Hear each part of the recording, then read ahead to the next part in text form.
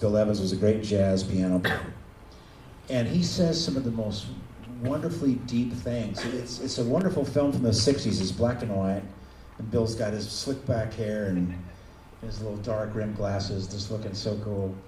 And his brother Harry Evans was a jazz educator in Baton Rouge, Louisiana. So it's basically Bill Evans' older brother interviewing his younger brother about the process of learning jazz.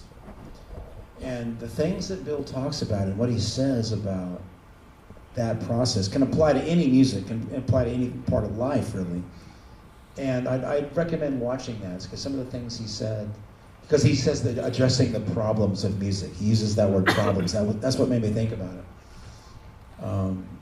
So yeah, the jazz is a deep thing, because it's, you know, it's like any type of improvised music. It's infinite what you can learn and how you can approach it. Of course, with jazz, you have the more advanced harmony, etc. So therefore, you know, there's lots to work on all the time. And I have an app on my iPad called the iReal Book, and so you can pick any jazz standard and play it in any key, any tempo, any feel, you know. So that's what I like to practice every day. That's what I was doing backstage earlier. It's just put on all the things you are and just play and just navigate. I'm always working on different types of things. Right now, I'm working on diminished. I can't really, all the different diminished fingerings and arpeggios just don't come natural. I'm still having to think about it so much. But in order for it to get into your vocabulary, you just have to play it every day, you know? So eventually, maybe some of these lines will start to creep in. It's like any kind of language. You can learn it, but you have to interact with it. You know, you have to utilize it. Otherwise, you know, it won't make sense, or you won't really be good at it. So that's what I do every day. It's just trying to work on the challenge of jazz right now. Career-wise, challenges. Money is weird for me. I don't like having to deal with money. I don't like the concept of it. I don't like that life revolves around it. I don't like that the world is driven by it. But we got to pay bills. You know? So it's something I'm a little conflicted about. You know, I've often said that I didn't start playing the guitar to be rich and famous, and so I've succeeded. I'm not rich and I'm not famous. But that's really the truth. I love music, and I love the journey. I love the process. But of course, you have to be smart about the decisions you make. And the biggest thing that I learned, I will say that it was a decision I made early in my career, and it was kind of not based on what was in my heart. It was based on what I thought might be the best notoriety or the best money. But I kind of knew deep down that, oh man, this isn't really, I'd rather do this, but this might be, you know. And I just realized that anytime I made a decision based on the money part, but not my heart, it was always the wrong decision. And it just took me, you know, when you're young, you have to make mistakes, right? That's where wisdom comes from. It's not from making all the right decisions, it's from making the wrong decisions. And so that's something that I learned about myself, you know. I learned that, you know, the fame and the high level stardom and everything had nothing to do with happiness. You know, it's always the music, and it's always what's really in your heart, right? So, you know, I got better at making those real honest decisions. But now, modern times for me now, the hardest thing for me to do is say no. You know, as I get older, I've got a family. You know, when you're younger, you're kind of saying yes to everything because you need to make a living, so now the hardest thing for me to do is tell people and people that I may love dearly that I can't do it. You know, so those are the challenges I face now, and I'm happy to be in a position where I'm being asked to do things. But you know, what's more important for me is spending time with my son, who's 14. You know, this last 2 years I've stayed home mostly, so I'm getting out and doing little bits of touring right now. I love that. Of course, I love coming and playing for people, and you know, that's what I've been doing my whole life. But I don't want to miss my son growing up, so I've turned down a lot of pretty major gigs that if I thought I was going to be gone too long, or if it was something that I didn't want to do. If it wasn't, there's no reason to be unhappy and be away from home. Right? So now it's pretty much if I'm going to be away from home, it's really just I want to be playing my music the way I want to play it. Right? So I'm very happy to be here doing that with you guys right now. Right.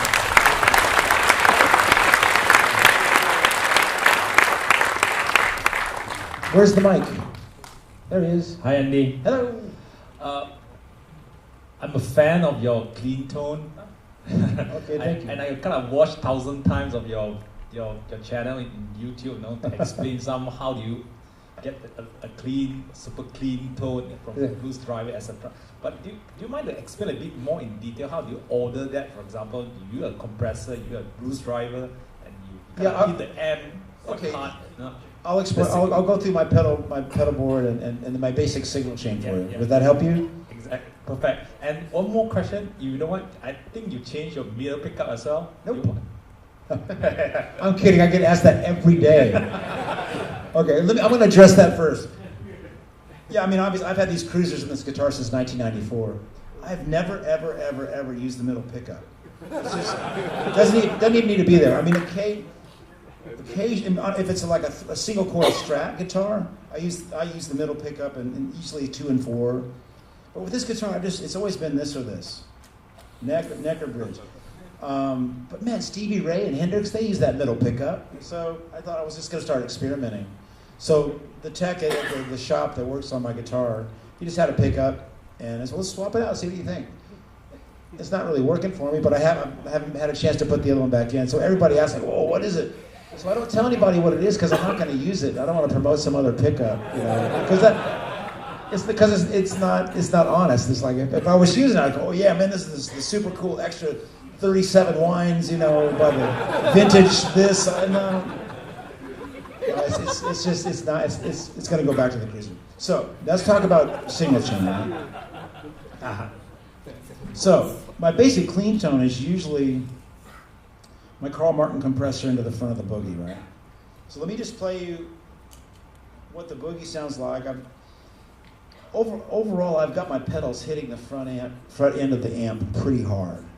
Like if you look at the master volume of most of my pedals, they're above 12 o'clock. They're hitting the amp pretty hard. But there's the Mesa Boogie.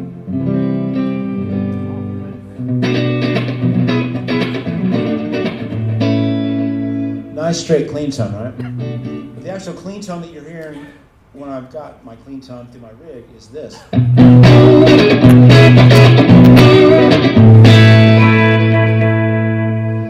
So that's a significant volume boost, right?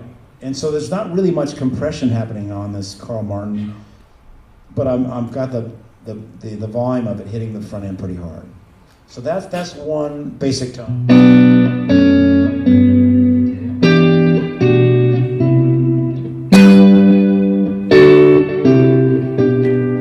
Pretty straight ahead.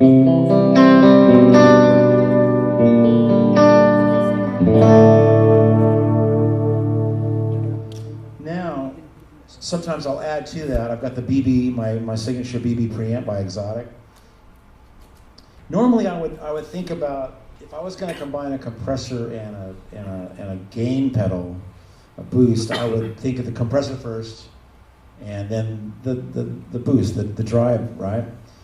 But because of a rig that I had, maybe back in 2006, I had my pedals here, but the compressor was back on the amp. So it would be hitting the compressor. That became a sound for me. So this is the BB into the Carl Martin.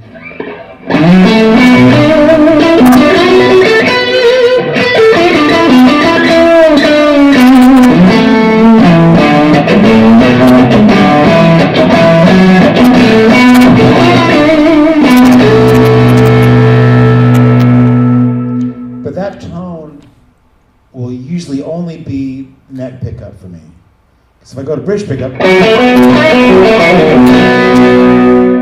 it's not a sound I'm going to use very much, but that neck pickup tone, that's the sound I was using on the next voice you hear,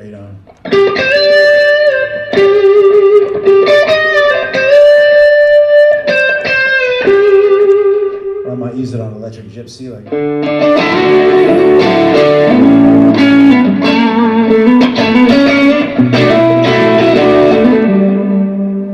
Okay, so that's sound number 2.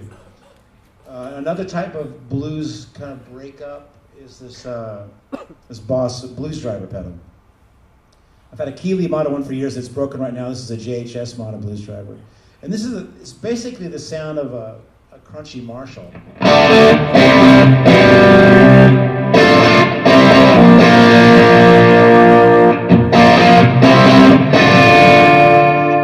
That's not how I use it. I go to the neck pickup and roll my volume down considerably, and I get.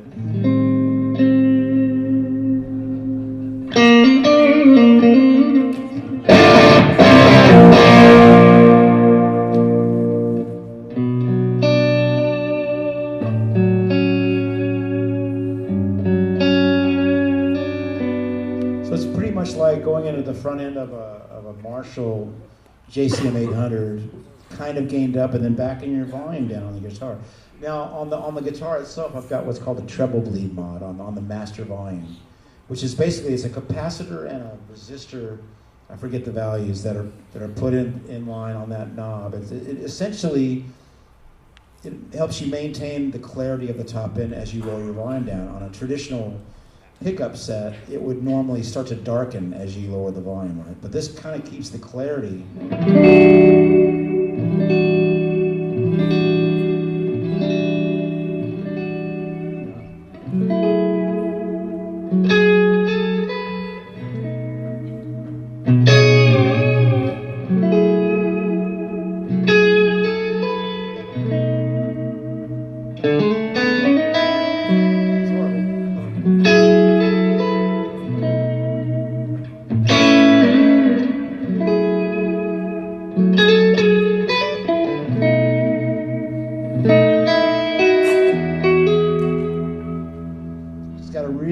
Crystalline kind of top, right? So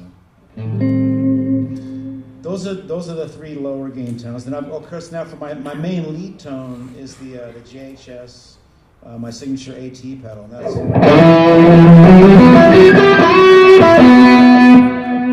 pedal off.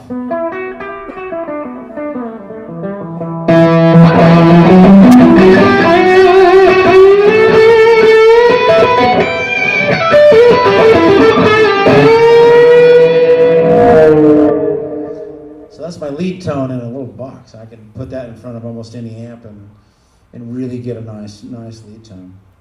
Other than that, as you can hear, I've always got echo on my sound. A friend of mine back home said, "You don't use echo as an effect. That's part of your tone." That's correct, because I really like that, the ambient sound that I can get.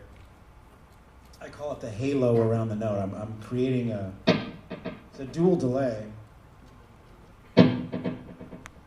So 2 different delay times, but also there's modulation on the repeats. So instead of it echoing exactly in pitch, it's starting to get out of tune. Listen to that.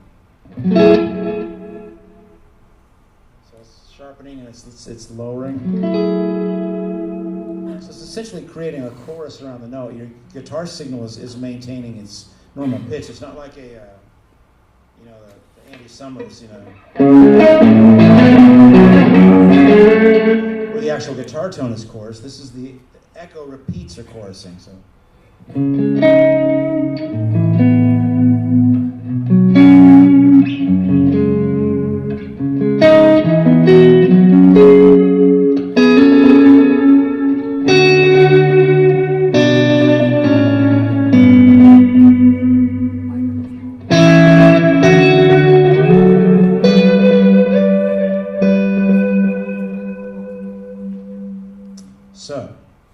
The only other pedal on here that I haven't shown is the G and I. It's like an old Octavia, like Hendrix used. Kind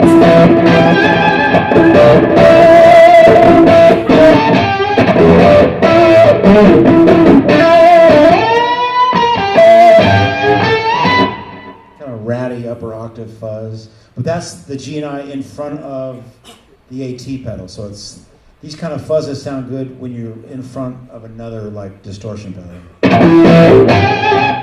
So just the fuzz. All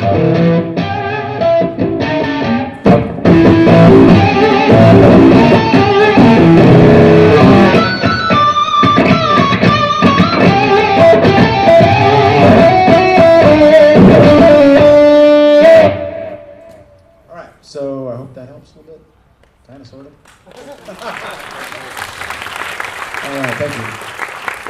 This guy's going to sing a song. I can feel it coming. He's going to sing some Barry Manilow. Yes. I write the songs that make the... No? Sorry to disappoint Andrew. Okay. You don't want to hear it anyway. But there's something I've always wondered about Super 70s. Because there's a time signature change in there. I think you go from 4/4 to 7/4. Yes. And I've always wondered about that because it comes out of nowhere and yet it's completely seamless. So I was wondering what was the inspiration behind that and if it changed the way you approach the song. Yeah, okay, so more than likely, I don't remember. I don't think it would have been my idea. I think it was probably Mitch and Mike, the rhythm section. Because they tended to like to play in odd time signatures just when we were jamming. So I think we were probably working on the song, and Mitch and Mike maybe just decided to take that into 7. And so yeah, it felt great. So yeah, let's do it. You know, so it's pretty odd for me. I don't normally write in odd time signatures, so that would make sense that it might have come from those guys. I play a lot of odd time signature with Simon Phillips. You know, like 15/16, 11/8, and 7/8. It's not my normal inclination to want to do that because I have to think. I don't want to have to think. Damn it. No, but I enjoyed it, and I think that's a real effective section. And it's kind of, that tune is Super 70s. It's meant to be a tribute to some of our 70s influences, and it's probably Mike and Mitch contributing. It's kind of the Rush influence. You know, Rush did a lot of stuff in 7, right? And we were all big Rush fans. So I think that's it. I mean, that's kind of not a very exciting answer, but I'm glad you dig that, and it's a lot. I enjoy it too. It's a lot of fun when that kind of slips in and out. Right on. Now sing? No? Okay. I'm just gonna keep bringing that up.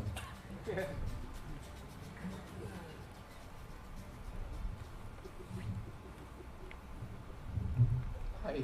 I was wondering, you like, I've known you from Simon Phillips when you played with him, and I was wondering, like, with your own music, like, of course it's a lot of guitar, but with his stuff, like, when you go in there and you play with them, how does that work, you know? Because I find, like, okay, like at home when you play with my buddies or whatever, that you can play all the guitar stuff when you want, but sometimes you need to learn how to slot guitar into music where it's not necessarily like the main thing.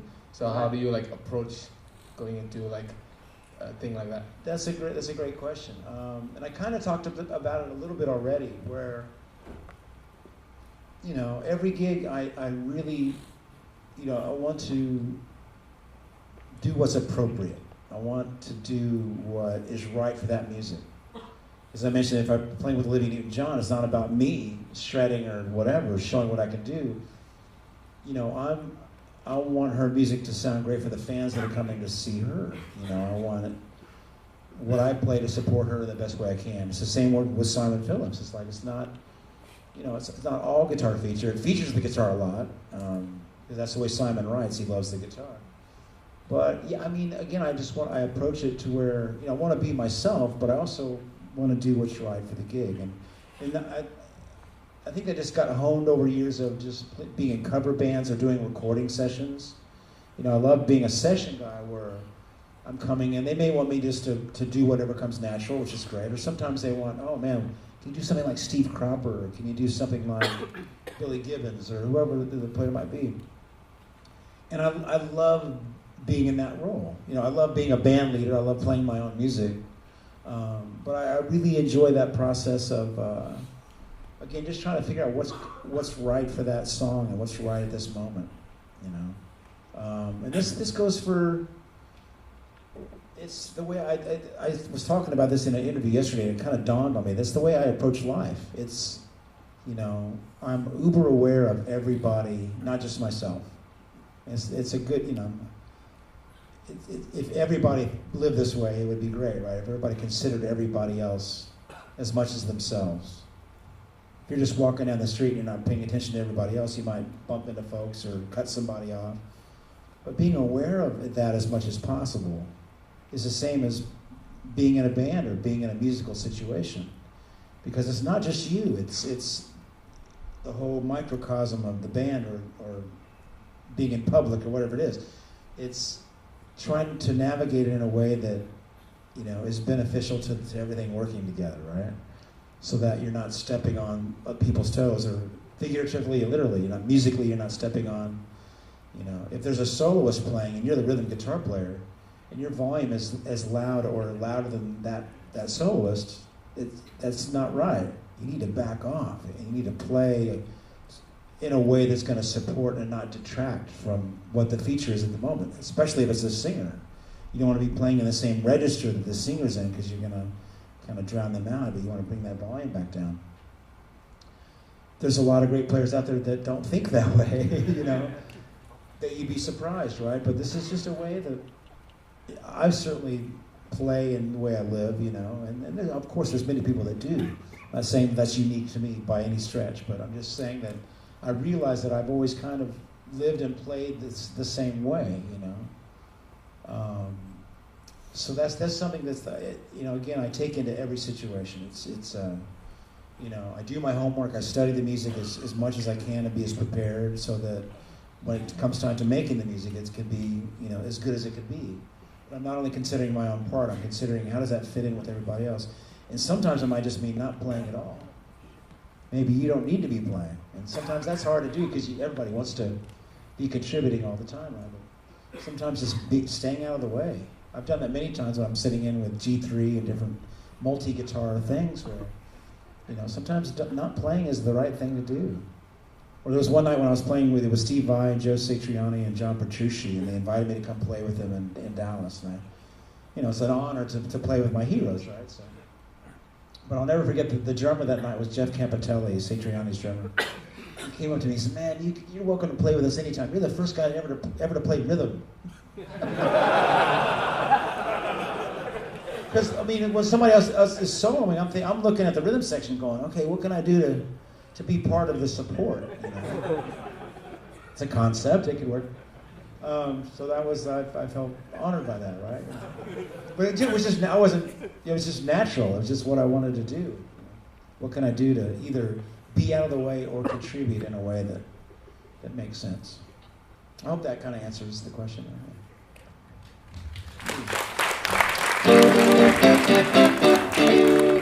Hey Andy. Hey man. Hey. Yeah, I'm gonna sing a song for you. Say what? I'm gonna sing a song for you. But only if you agree to provide me with the backing track. Of what now? Okay, say the first part one more time. You provide me with the backing track. Of what? Let It Be with the Beatles. Let It Be? Yeah. What? Oh, you gonna sing it? Oh, shit, okay. That's why I didn't understand. Okay. So yeah, I'm sorry. Okay. Wait, hold on, I said.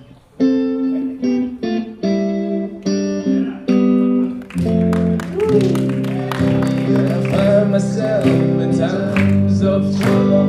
Mother Mary comes to me, speaking words of wisdom. Let it be. And when I'm in my own darkness, she's standing right in front of me, speaking words of wisdom. Let it be. Let it be, let it be, let it be, speaking words of wisdom, let it be.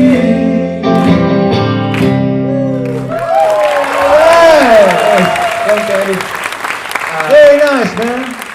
Sorry for destroying the classic, guys. I'm so sorry about that. That was good, that was great. Anyway, my question is, can you share some of your warm-up fingering before you start playing, you know? Yeah, sure. I mean, sure. I haven't played like a week or a month. How can you get your fingering going on? Well, okay, so Thanks, man. I'm the most boring guy when it comes to like, what is your practice regimen and what is your warm-ups? I've never, you know, I think maybe years ago I would have, you know, done just all the kind of basic, you know, chromatic kind of, and then going over them.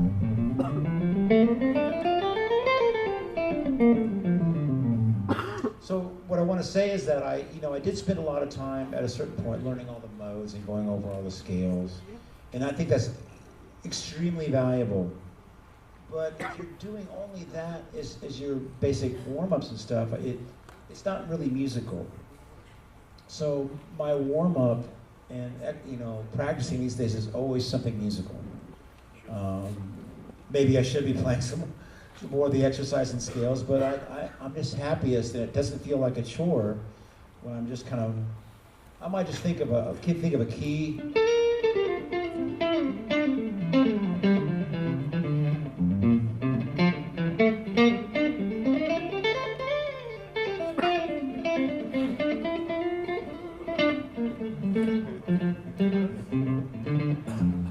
It's really helpful to have if I've got a drum machine or a metronome. But like I say, I've got this app that I use, and I'll play a bunch of stuff on there. And again, it's kind of a boring answer, but kind of an important thing to point out that the exercises and scales are great tools for learning the instrument. But if that's all we're practicing, we're not really practicing music, because I don't think music comes from scales. It can be attributed to scales, but I find myself just wanting to find things that are melodic and but certainly having learned all the scales and such, I've got a great kind of foundation of where I know I can go, right? So I think it's really about balance. Use some of those things to warm up if you want, and for the actual didactic, the learning all the notes and all the different keys and stuff. But as quickly as you can get to making music, that's way more important. You know what I mean? Just playing songs and improvising if that's what you want to work on. I find that far more valuable, because a lot of times if the player is really working a lot on scales all the time, it can be good to a degree, but when it comes time to play, sometimes it sounds too much like scales, because that's the majority of what they've been working on. So you got to balance. You have to apply things and find other ways of getting the fingers going without it being just sounding like an exercise, right? So I'm just not a big exercise guy anymore. I need to go to the gym. Yeah. But nice singing, man. All right, I'm very happy about that.